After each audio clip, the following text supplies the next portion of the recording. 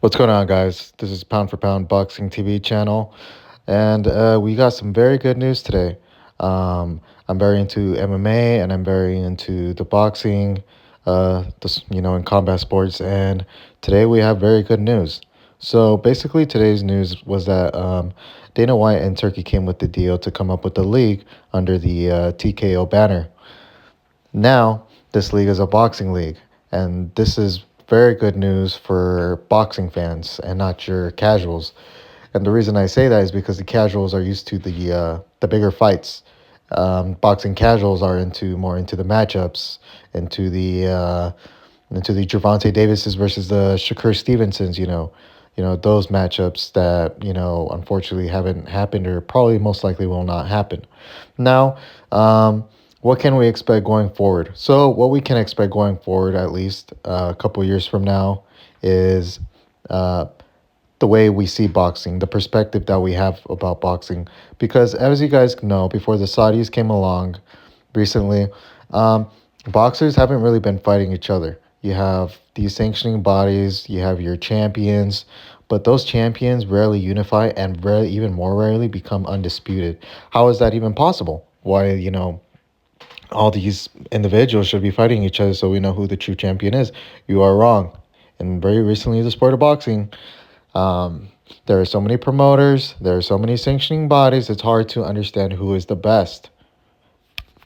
Now, with this new model, and if it's anything like the UFC, we will see exactly who will be the best. The only negative, the only negative thing is that um, we still need to gain the notoriety of this league. And this league needs to somewhat host names, possibly, to gain the notoriety for the league. Now, who is going to fight in the league? Don't expect your Crawfords, your Canelos, your Ryan Garcias or Anthony Joshua's to exactly fight in that card or into that league because those are established boxers.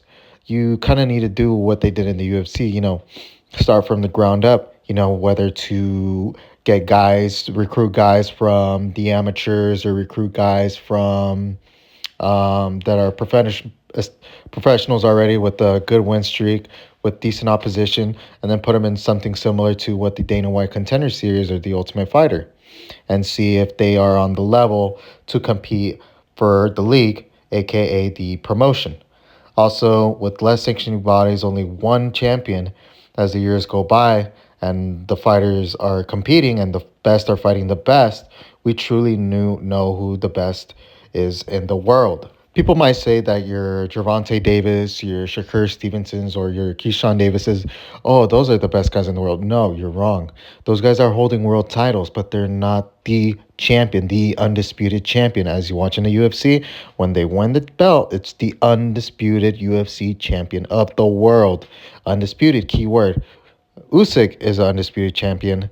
Canelo on the way to being undisputed champion, but there's a little bit questions that we need to talk about that. But Inoue is also another undisputed champion. Those are questionable. Those guys are good, and those guys have fought all the competition.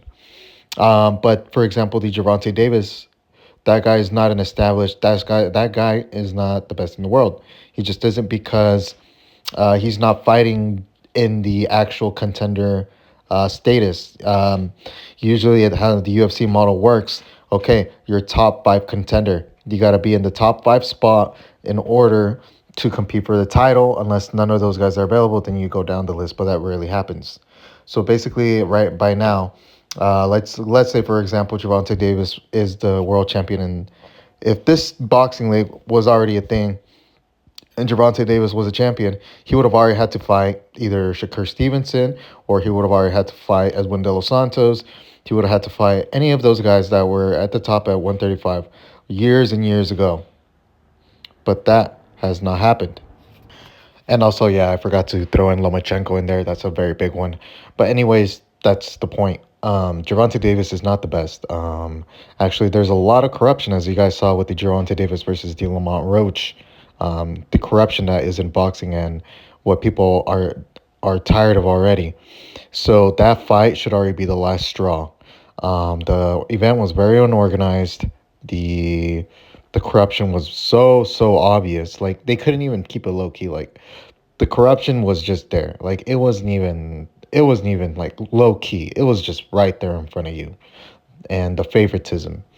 The UFC isn't like that. It usually starts in a neutral position.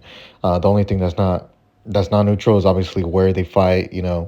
And Dana White, whenever a judge or a fight is misjudged, he talks about. He makes sure that he agrees with or he disagrees with the decision, and he just he tries his best for it to not happen and all that bull crap.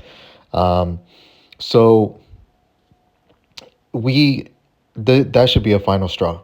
So all these promoters, all these belts, um, they should be irrelevant, and no longer a thing.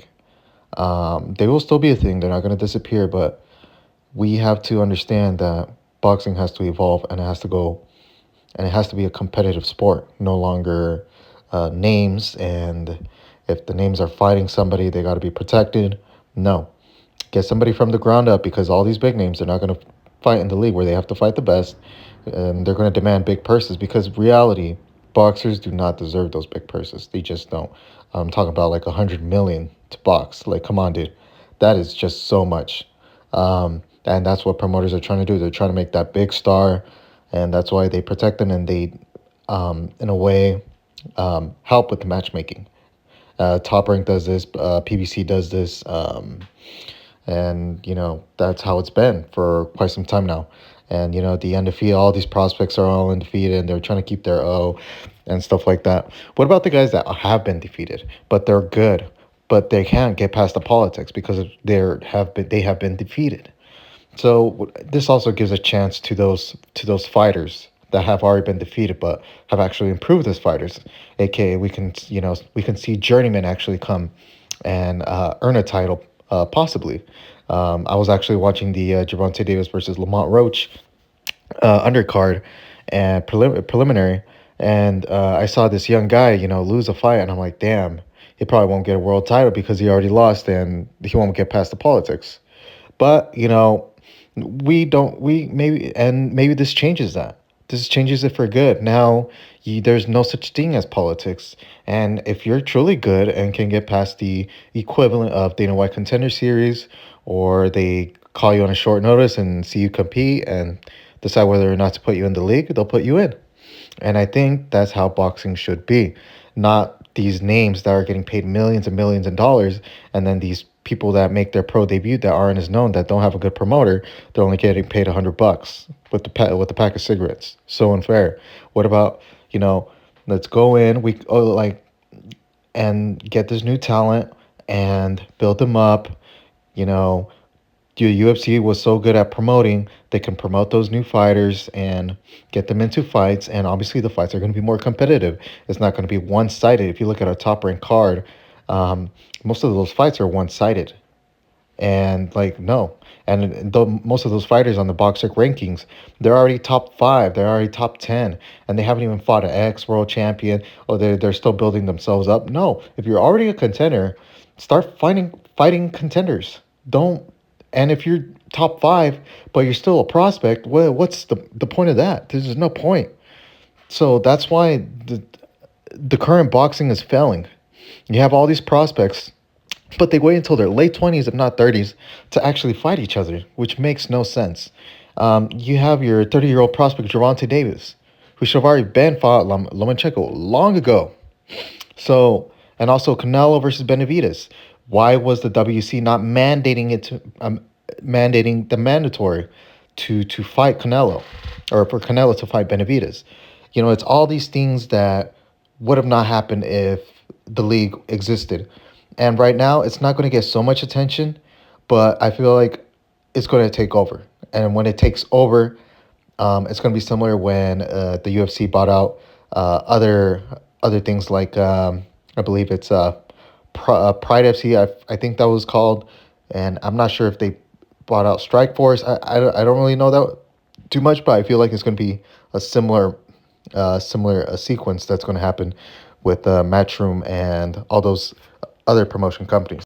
Anyways, guys, this is good news. I always say make boxing great again. Many people are saying make boxing great again. We got to give thanks to the Saudis. If you're a big boxing fan, you're very grateful to what they're doing because just a couple years ago, boxing wasn't where it was supposed to be.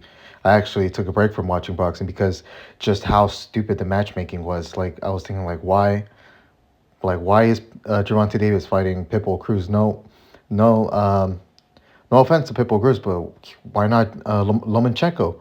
You know what I'm saying? And why was he fighting Broly Romero? Why not Shakur Stevenson? It's those things that irritates a boxing fan, and they just want to see the best fight the best.